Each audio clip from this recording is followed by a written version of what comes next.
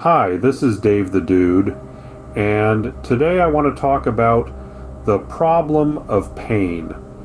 Just about anyone I've met who is suspicious or disdainful about my conviction that God exists, that is, they prefer a strictly material or physicalist perspective on existence and see consciousness as an accidental byproduct of blind deterministic forces or something close to that. In my experience, such people will invariably bring up the problem of pain as their go-to reason for that ontological preference. So, in general, that objection tends to be phrased in the following manner. What kind of sick God would have a hand in a universe where children die of bone cancer? Or, if they want to make the effort to be syllogistic, they might say, if God is all good and all powerful, then how can evil exist? It's an old question that has tied lots of Western theists in knots for a long time. And I mean, it's a peculiar habit of Western theism to depict God as all good and all powerful. But I am not sure that God needs to be conceived of as being either of those things. So I suppose we could go down the path of arguing about what qualities God has. Maybe that would be fruitful. Hard to know what we're really arguing about unless we've made a solid attempt to define the words we are using. Anyways, with all that said, what follows is my attempt to address the problem of pain as succinctly as I can, as someone who is convinced of the existence of something I call God for the sake of simplicity. To be as blunt as I can in formulating my answer, I will say flat out that I think it is a foolish question. Yes, we suffer terribly. Even the best of us appear to suffer horrendously, at least some of the time we are here. Some of the least fortunate among us suffer disproportionately. Buddhism is an example of religion that concerns itself almost entirely with this issue.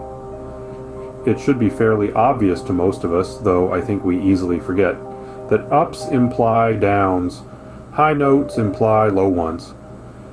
Good implies bad, hot implies cold, joy implies sorrow, pleasure implies pain. We live in a space-time continuum, and there's no why or reason to that which we can get our heads around enough that it's worth making the effort. It is what it is, and we make the best of it or not. I suppose I conceive of God as our loving guide through this work of art we are imprisoned in.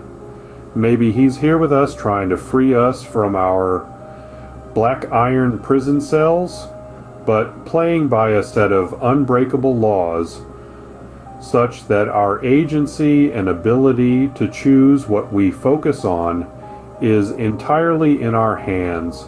Maybe He's singing us up out of the muck and hoping we'll sing along. I wonder how many people who doubt the existence of the divine have ever really tried to make contact with it. Seek and ye shall find. It seems to me like we owe it to ourselves to devote at least some of our life to making a sincere effort in that direction. Perhaps this dimension or cosmos can be conceived of as a soul egg, or as a school, or as an insane asylum, or as a criminal reformatory. Perhaps it is all of those things to some extent. We shake our fists at the sky at the perceived unfairness of all the pain and horror we suppose is our lot. I'm not sure what fair has to do with it. Clearly, there are limits to our reason and ability to understand what's going on here. It doesn't seem a stretch to me that universal justice, if there is such a thing, could happen on a scale not easily discernible by us. In closing, I wanted to note that the nature of duality, the yin and yang of it, offers us a choice always of what to focus on.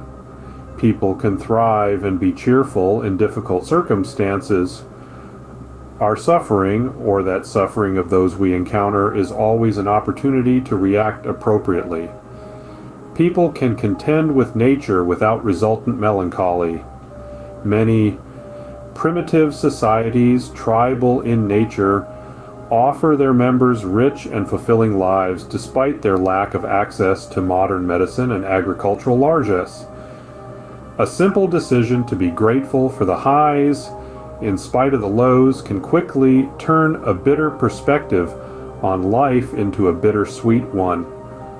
Shit happens, but that makes the flowers grow, and that's beautiful, man.